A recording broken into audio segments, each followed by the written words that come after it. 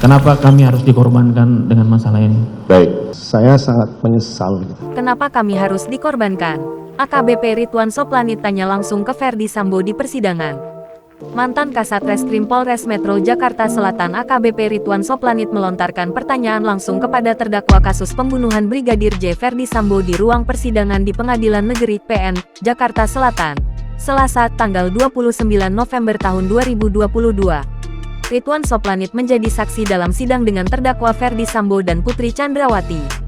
Awalnya Hakim Ketua Wahyu Iman Santoso bertanya kepada Ridwan Soplanit perihal hukuman demosi yang didapat usai keterlibatannya dalam kasus Ferdi Sambo ini. Saudara mendapatkan hukuman apa? Demosi waktu itu yang mulia. Demosi selama 8 tahun yang mulia. 8 tahun. Atas kesalahan apa?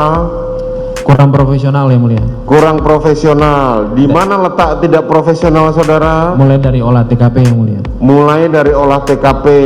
Setelah itu, Ridwan Soplanit meminta izin kepada majelis hakim untuk diberi kesempatan bertanya langsung kepada Ferdi Sambo yang saat itu duduk sebagai terdakwa.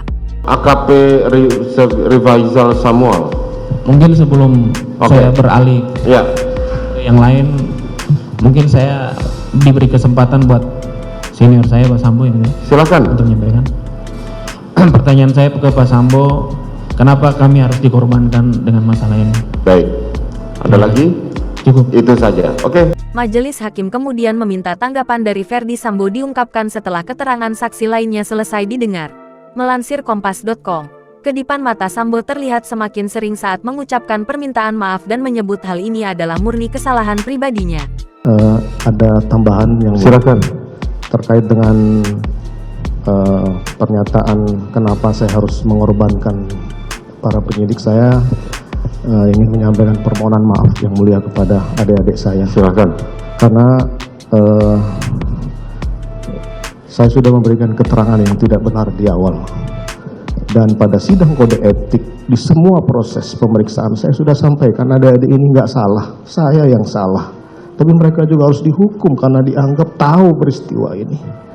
Jadi sekali lagi saya atas nama pribadi dan keluarga menyampaikan permohonan maaf kepada adik-adik saya sehingga harus terhambat.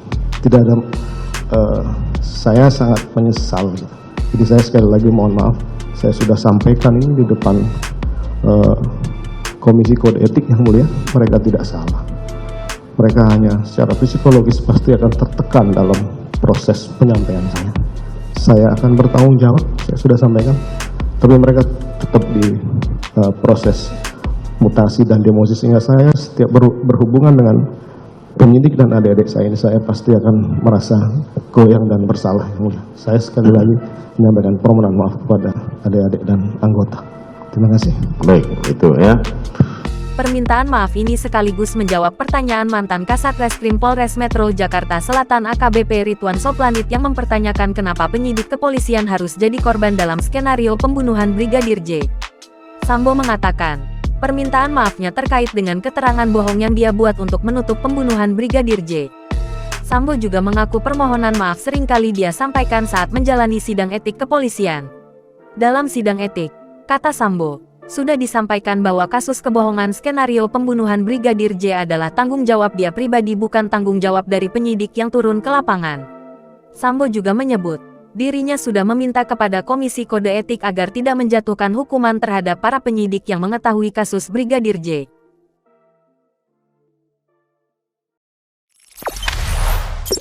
Jangan lupa subscribe, share, komen, dan like ya!